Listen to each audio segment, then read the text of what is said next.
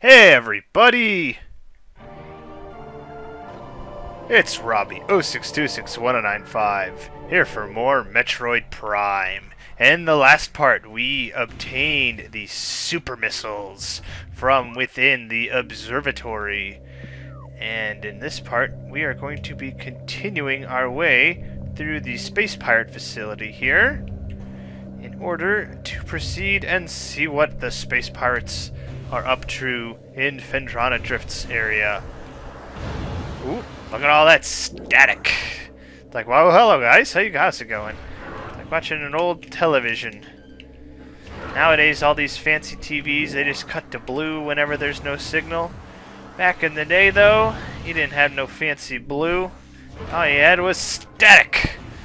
That was what we got to look at, was the static.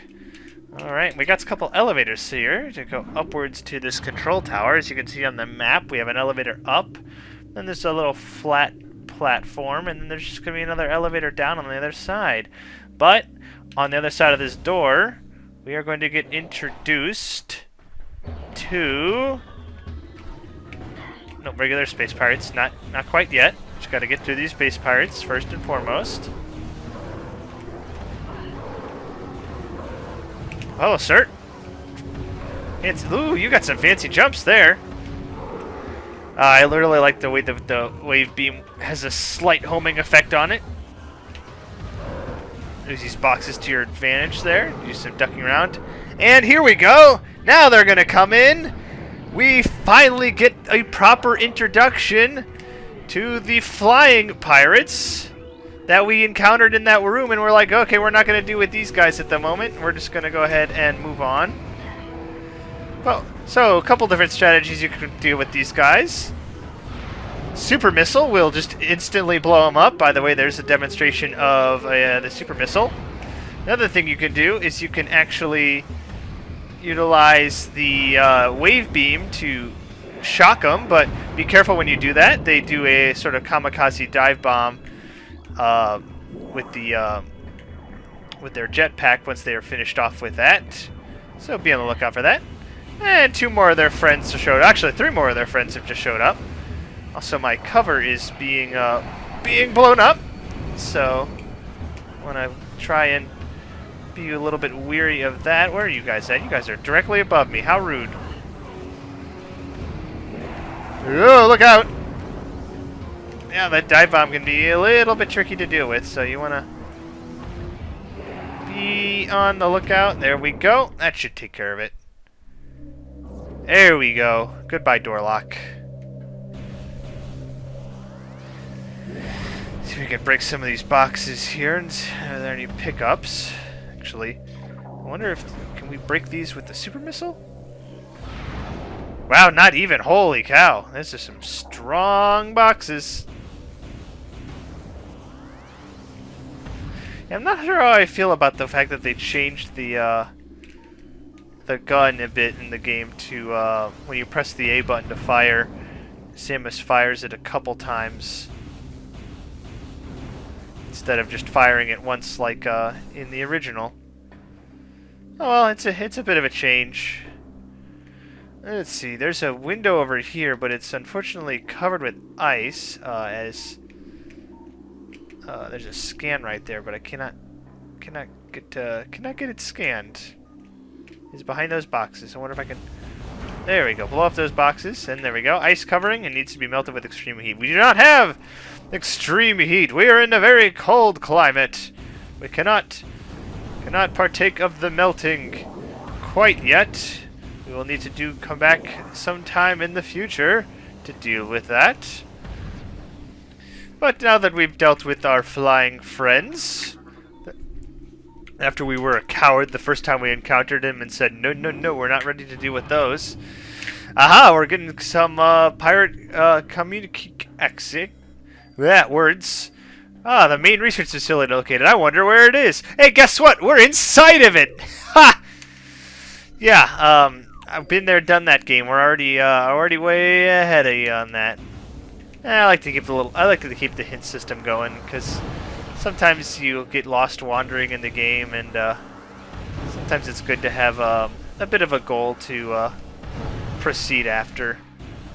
I'm looking forward to when Metroid Prime 4 is going to get released, possibly in 2025, if the release date holds.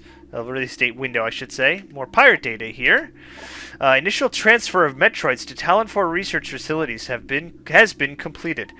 3 were terminated in an incident at the landing site, but the others were pacified and transported safely. Initial Phazon infusion testing is underway. We are eager to observe the effects of Phazon on Metroids, especially their ability to absorb and process the energy given off by Phazon sources. Yes, Metroids really do enjoy consuming energy. Early research suggests a considerable growth in power and size. Whether the creatures stay stable thereafter remains to be seen.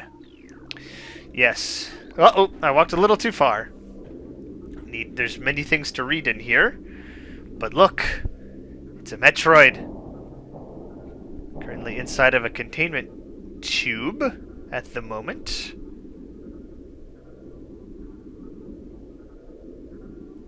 But what is Samus going through? Let's see what this says here. Recorded to logbook. Look at all those Metroid diagrams there. That's super cool.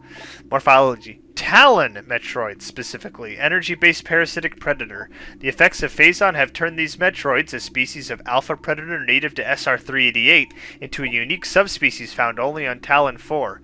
A Talon Metroid will latch onto its prey and drain energy, growing larger as it does. The only way to shake an attached Talon Metroid is to enter Morph Ball mode and lay a bomb. Oh, and we will get a chance to do so here because he has just escaped his confinement. You can see here he's, oh, there we go. He went poof. Just gotta be sure to dodge around his swoops. Hello, sir. How are you doing today? You're not a different pirate. You're just a regular pirate. There you go. Dude just came launching through that window there. That was crazy. Alright, you guys gonna leave me alone so I can do some reading? Let me research in peace. Stasis tank B-118 contaminated beyond acceptable safety standards. Removal squad requested. Contamination, eh? Phazon infusion stage 6. Subject Metroid. And the big subject. Subject mass at 180% of previous Phazon cycle, increasing dosage by 4%. At least the pirates keep good documentation, it looks like. But your containment fields appear 100% effective after adjustments. Temperature below 10 degrees centigrade will render Metroids docile. That's right, Metroids do not like the cold. The hooked mandibles of the Metroid penetrate the skin of its prey and siphon pure life force energy.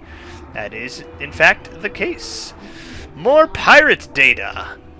The reconstruction of Geoform 187, codenamed Ridley, was recently completed. After his defeat on Zebes, Command ordered a number of metagenic improvements for him. Though aggressive, we were able to implement these changes in a cycle. The metamorphosis was painful, but quite successful in the end. Early tests indicate a drastic increase in strength, mobility, and offensive capability. Cybernetic modules and armor plating have been added as well. We believe our creation, now called Meta Ridley, will become the mainstay of our security force. A job he will certainly relish. I love that is a great line. There's some great lines in this Space Pirate data. Ridley relishing his job is certainly pretty great. Internal organs of Metroid seem to be limited to nucleonic absorption cells and massive energy reservoirs. And what else we got? Metroid brain scan results in. Studies show accelerated activity in some lobe. My words are failing me today. During hunting cycles at temperatures above, is that peritial lobe? 10 degrees centigrade. More containment temperature stable at 3 degrees centigrade. Environmental diagnostics satisfactory. Well, it's good that it's up to their satisfaction. Wouldn't want to dissatisfy space pirates. Space pirates take their research quite seriously. Take a peek down, see if we can spot anybody. Sure enough, there's a guy hanging out right there. Go ahead and lock on and duck away. Get rid of the fire, and that guy's dead. Great. Let's see if we can... There we go. Just got to take your peek out and... Whoops, I dropped down. Didn't mean to do that, but we still got some cover there. Who else? Who else? You, sir. You, sir, would look like you could use a bit of a beaming. Have some beam on the house. There you go. Fancy that. The other guy must be hiding. There he is. Just gonna duck around. Whoop. Get our charge going on. And get some health as well. I love the fact that the charge beam... Oh, man, wow, look at that. He hopped out of the way. That was a very skillful hop that you did there, sir. The fact that the charge beam brings in... Wait, no, did he die? No, you are. There you are.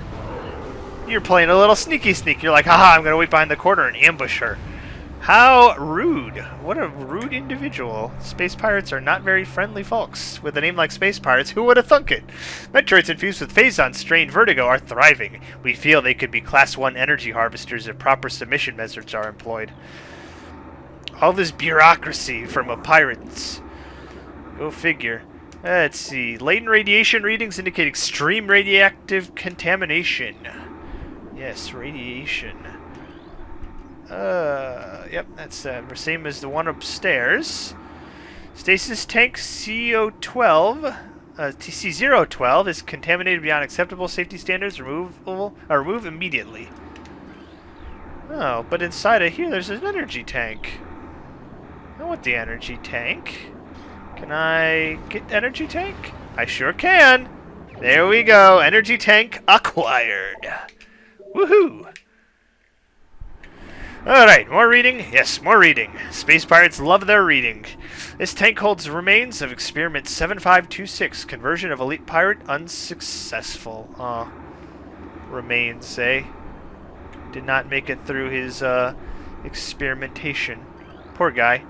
Quarantine specimen exhibits highly aggressive behavior. Its body structure, composed of Phazon ore, appears nearly invulnerable. This has rendered our efforts to train and discipline subject useless.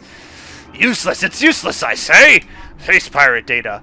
Metroid dissection continues to provide more questions than answers. Our research teams have isolated the energy conduits that run from the invasive twin mandibles to the energy core in the creature's quadripartite nucleus.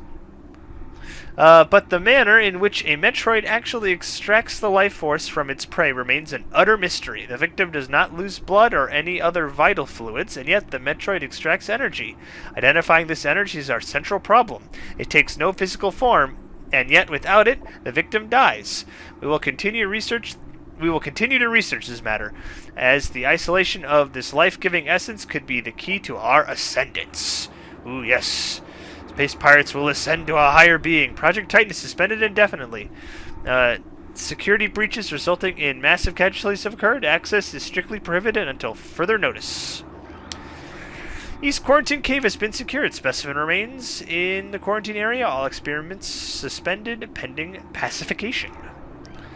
And more pirate data. Studies of Metroid biology continue, though with limited progress. It seems likely that we will be much more successful using the Metroids for our means, rather than trying to reproduce their powers.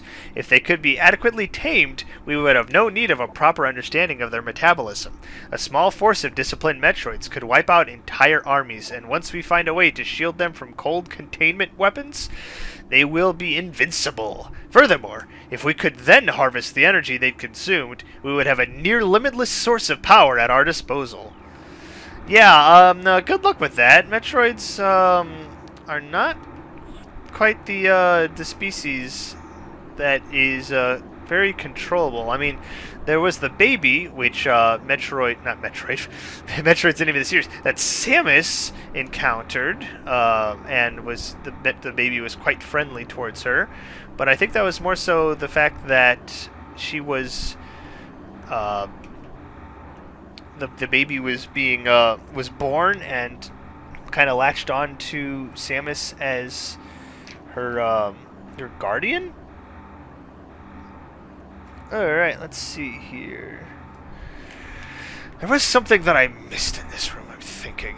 Can I get back? Oh wait, I need the elevator. That's what this is here for. There we go. Just gotta activate that, get back up. I believe... There, did I scan you guys or did I fall down? I did not scan you guys yet. Hunter Metroid DS. Metroid Prime Hunters was on the DS, that's funny.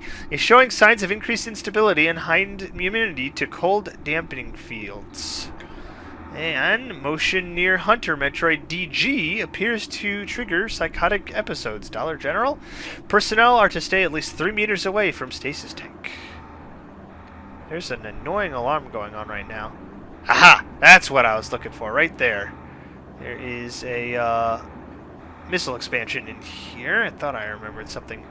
I thought I recalled there being 2 power-ups in here. This I remember this walkway being a little bit tricky because it's only the width of the morph ball itself, and quite easy to fall off. You got to use very careful rolling around, and there we go. Missile expansion acquired. Now we can drop down. And where is the door out of here? It is. Oh, this is another one. This is another one of those tricky ones because not only is the door on the ground, but it is also being blocked by blocks. So there we go. Oh, hey, here we go. New enemy.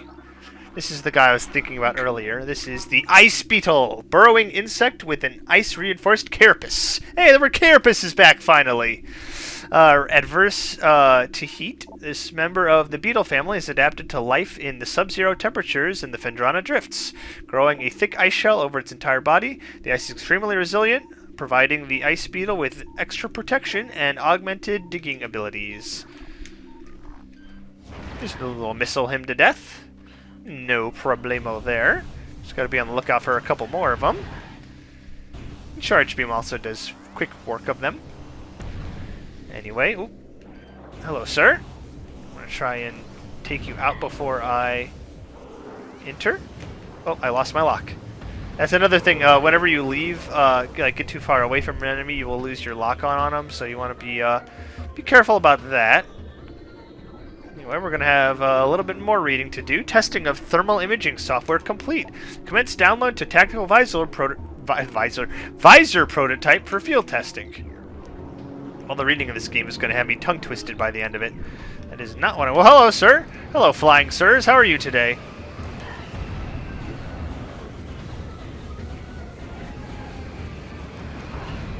I would like to not be in your face, maybe. Ooh, hello. Fell down on the ramp. There you go. Sometimes it's fun to stay locked onto them as they dive bomb because the camera then just continues to look at them and be like, oh, look at you falling down. Central tank control circuit connection terminated. Hey, look. There's the visor that data that we just scanned mentioned. Might we be obtaining said visor soon? Perhaps once we are able to remove all of those blocks that were around it.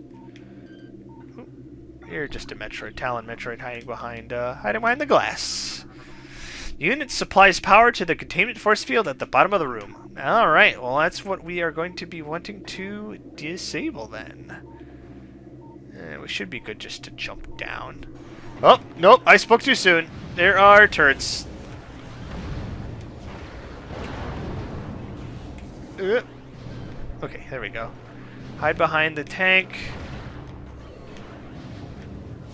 And you are gone. There we go. Not too bad. Alright, you are another one to disable. Central tank main circuit terminated. There we go. Now we just have some rings we need to get rid of. But first we have a little bit more. Thermal visor interfaces will be sent to quarantine area. These visors will be useful for any personnel involved in transport of the unstable test subject there. A little bit of foreshadowing there. An unstable test subject we're going to have to deal with. Inform command that thermal vision tests will begin soon. Abnormal heat traces stand out against their surroundings when looking through the thermal imaging spectrum. A little bit rundown on how the thermal imaging works. Oh, I must accidentally tap the white door there, which we cannot currently open. Force field network is activated, and there are 3 that we need to deactivate. which I've gotten 2 of them. And I'm guessing the last one is going to be on an upper level that I may have completely jumped past. Let us see where that computer may be. There you are. First, let's read this. Thermal imaging software exceeding initial expectations. Combat applications are being evaluated by command. Field testing in Vendrana region approved. Use of prototype visors by security personnel approved. You have been authorized to use the thermal visor. Samus doesn't need authorization in this game. What is this, Metroid Other M? Yeah, right. Adam didn't authorize me using the thermal visor, but I did it anyway. Screw him. Alright, there we go. Now we have access to the thermal visor. Our technically 3rd visor in the game, first that we're actually picking up, because we had the scan to begin with, along with combat. Now we have the thermal visor. Use down to activate that. Here we go. And of course we got new extras because we got a new item. But when we have picked up the thermal visor, you can see power to the facility has now shut down and will become quite dark. So now we must don the thermal visor, but before we do that... Oh, it's the Shadow Pirates again. You can see we can now see the Shadow Pirates with their heat signature. Much easier. You can see one thing they changed in this version of the game that I've noticed compared to the GameCube version is the thermal visor seems to be very blurry. Oh, it still makes the same noise as it did before.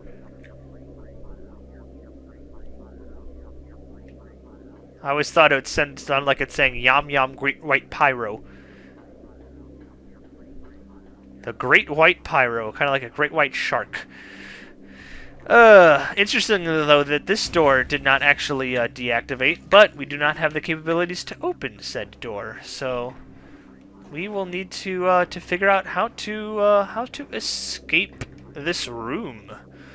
But it looks like I have reached about 20 minutes on the recording timer, so I'm actually going to leave things off here. And in the next part, we will continue and make our way out of this room, hopefully. Figure out how to reactivate power to that door, now that we've gotten the thermal visor. So I thank you all for watching, and I hope you have yourself a wonderful rest of your day.